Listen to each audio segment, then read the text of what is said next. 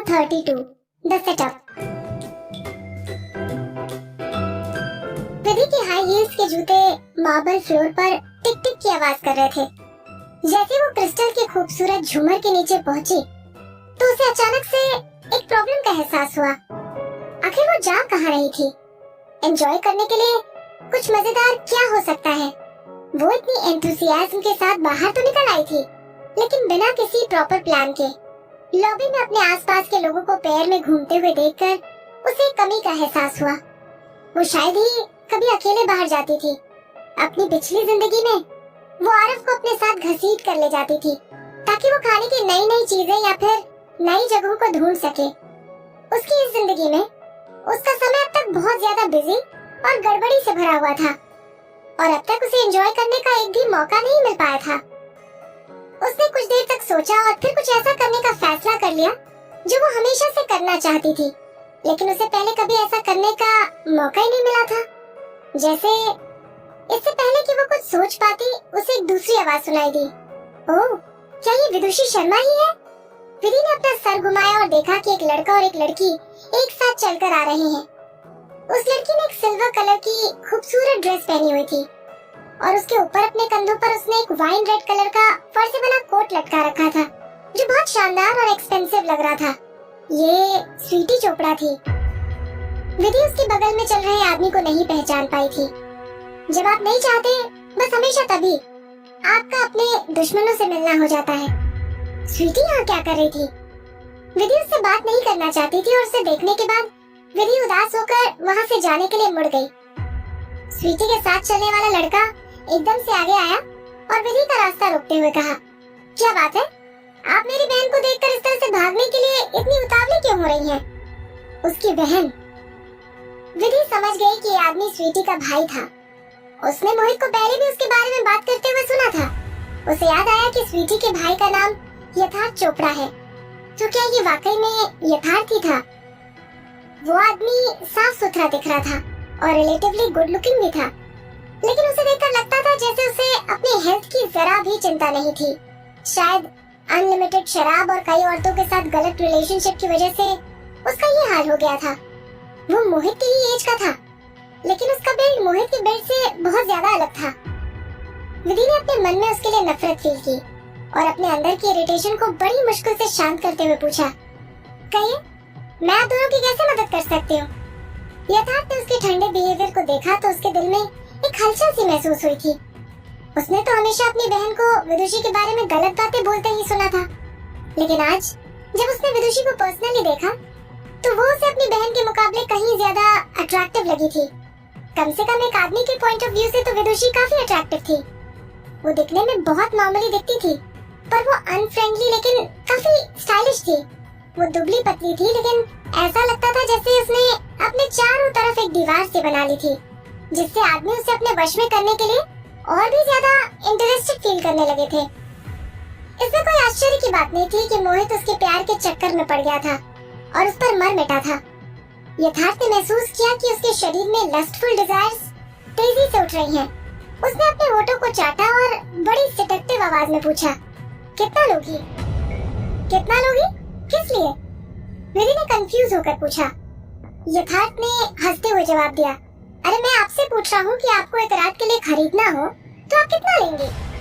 अब मोहित भाई के साथ आपकी डील तो खत्म हो गई है, तो फिर अब आपको किसी और के साथ सोने में कोई प्रॉब्लम तो नहीं होनी चाहिए। मोहित भाई आपको जो कुछ भी दे सकते थे वो तो मैं भी दे सकता हूँ। Shut up! कहते हुए विधि ने यथार्थ के चेहरे पर एक जोरदार तमाचा जड़ दिया। विधि ने रियलाइज किया कि उसे अपनी जिंदगी में लोगों को थप्पड़ मारना काफी अच्छा लग रहा था, क्योंकि इससे पहले भी उसने काफी सारे लोगों को थप्पड़ मारा था। विधि ने यथार्थ को बहुत जोर से थप्पड़ मारा था और इससे उसका हाथ जलने लगा था। अपने जलते हुए हाथ को झटकते हुए बाहर निकलने के लिए मुड़ गई। भैया! स्वीटी ये देखकर दंग रह गई थी और जोर से चीख पड़ी, वहीं रुक जाओ! यथार्थ ने गुर्रा कर कहा। उसने सोचा भी नहीं था कि जब उसकी इंसल्ट करेगा तो विधि इतनी आग बबूला हो जाएगी कि जवाब में वो उसे करारा थप्पड़ मार देगी। यथार्थ ने अपने एक हाथ से अपना चेहरा ढक लिया और दूसरे हाथ से विधि को वापस खींच लिया। विदुषी शर्मा, ये मत सोचना कि तुम यहाँ से ऐसे ही जा सकती हो। विधि ने महसूस किया कि कोई उसकी बाह को बुरी तरह से पीछे की तरफ खींच रहा है और वो चाहकर भी उससे अपना हाथ नहीं छुड़ा पा रही थी।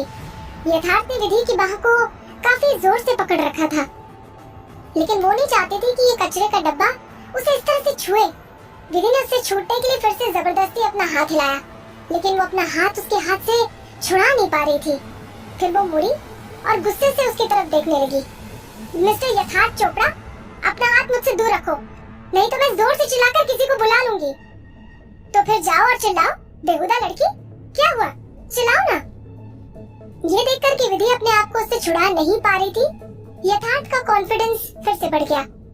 उसने विधि को देखकर एक खतरनाक स्माइल दी और कहा, तुमने मुझे थप्पड़ मारने की हिम्मत की, तो चलो अब देखते हैं तुम्हारे पास देने के लिए कितना है। विधि की नर्म स्किन ने उसे लस्टफुल डिजायर से भर दिया था। अरे बेहुदा लड़की, मैं तुम्हें अभी माफी मांगने का मौका दे रहा हूँ, वरना। उसने विधि को मीनिंगफुल तरीके से धमकी दी। मैं सिर्फ अकेला ही नहीं हूँ जो तुम्हें चखना चाहता है। विधि उसकी पकड़ से खुद को छुड़ा नहीं पा रही थी और उसे डर भी लग रहा था कि यथार्थ उसके साथ कुछ गलत करने की कोशिश करेगा।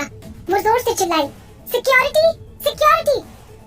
उस तरफ से आने वाले हंगामे की आवाज सुनकर लॉबी में मौजूद सिक्योरिटी के लोग तुरंत वहां पर पहुंचे। उसके चिल्लाने से दूसरे गेस्ट का ध्यान भी उसकी तरफ चला गया और वो सब मुड़कर उसकी तरफ देखने लगे। ये देखकर कि इस हंगामे में कैरेक्टर सिंगर विदुषी थी, वो लोग उस तरफ आने लगे। हकीकत में यथार्थ ने उससे ये उम्मीद नहीं की थी कि वो मदद के लिए सचमुच चिल्लाने लगेगी। आमतौर पर आर्टिस्ट लोग अपने साथ हुई ऐसी शर्मनाक बातों को छिपाने की कोशिश करते हैं, लेकिन ये बेहुदा लड़की, यथार्थ ने इस मिसकैलकुलेशन के लिए चुपचाप अपने आप को कोसा। वो तो सिर्फ अपनी बहन के सामने विधि का मजाक बनाना चाहता था और उसे अपने एरिया में ले जाकर अपने सबसे अच्छे दोस्तों के साथ उसका गैंग रेप करना चाहता था। लेकिन अब उसे ऐसा लग रहा था जैसे उसे अपने इस प्लान को अभी के लिए यहीं छोड़ देना पड़ेगा। जैसे ही वहाँ पर लोगों की भीड़ बढ़ने लगी, विधि आपे से बाहर होकर गुस्से से चिल्लाई, क्या अभी भी आप मुझे जाने नहीं देंगे? इससे पहले कि यथार्थ कुछ बोल पाता, स्वीटी जोर जोर से चिल्लाने लगी, विदुषी, तुम गंदी परवरिश वाली एक बेशर्म बेहुदा लड़की हो। तुमने मेरे भाई को थप्पड़ मारने की हिम्मत कैसे की? क्या तुमको लगता है कि तुम किसी को मारने के बाद यूं ही जा सकती हो? इस तरह से जानबूझकर दूसरों पर अपनी गलती का दोष थोपने वाले गेम खेलने में स्वीटी माहिर थी। यही एक ऐसी चीज थी जिससे ये बिगड़ैल और अमीर लड़की स्वीटी बहुत फैमिलियर थी। विधि पल भर के लिए दंग रह गई, फिर वो गुस्से में जोर से हंस पड़ी। क्यों? उसे ये इंसल्ट क्यों बर्दाश्त करनी पड़ेगी? और वो यथार्थ को क्यों नहीं मार सकती थी? वो कोई ऐसी लड़की नहीं थी जिसके साथ इस तरह से फ्लर्ट किया जाए और तुरंत जवाब भी दे दिया जाए। गंदी परवरिश? हाँ, ये तो मुझे पूछना चाहिए था कि चोपड़ा फैमिली की परवरिश में क्या खराबी है। उन्होंने अपने दो पागल कुत्तों को दूसरों को यूं काटने के लिए कैसे खुला छोड़ दिया है? क्या कहा? पागल कुत्ते? स्वीटी बुरी तरह से चौंक गई। देखने वाले कई सारे लोग एकदम से हंस पड़े। क्या स्वीटी सचमुच में बेवकूफ थी? उसे कैसे समझ में नहीं आया कि विधि उसे और उसके भाई को पागल कुत्ते कह रही थी? थोड़ी देर बाद स्वीटी को एहसास हुआ कि सादेबाजी के बीच में ये सब क्या चल रहा था और उसका चेहरा गुस्से से लाल हो गया।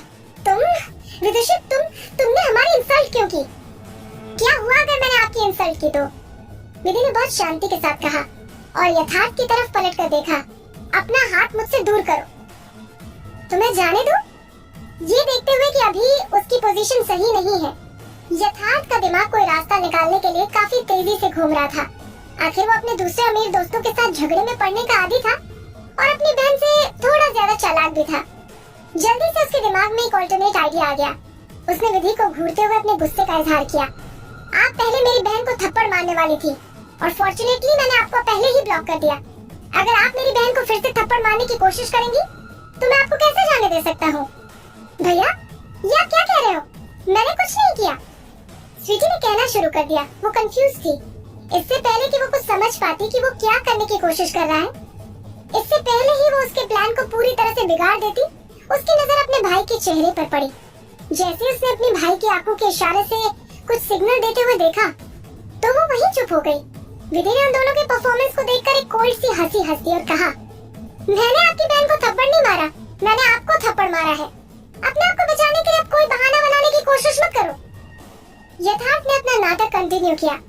मेरी बहन और मोहित एक साथ बड़े हुए हैं और हर कोई जानता है कि वो दोनों एक दूसरे के लिए ही बने हैं। कुछ समय पहले आप उनके बीच में आ गई और उन्हें अलग करने की कोशिश की। विदुषी शर्मा, आप इतनी भी भोली भाली नहीं है। आपको क्या लगता है कि आप एक अमीर आदमी से शादी कर सकती हैं जबकि आप एक घटिया बैकग्राउंड से आने वाली थर्ड पार्टी हो। फॉर्चुनेटली मोहित ने आपकी चाल को देख लिया। अब वो अपने होश में आ गया है और उसने आपको एक तरफ फेंक दिया है। अब जब आप मोहित को अपना नहीं बना सकी तो आप मेरी बहन को थप्पड़ मारकर उसके ऊपर अपना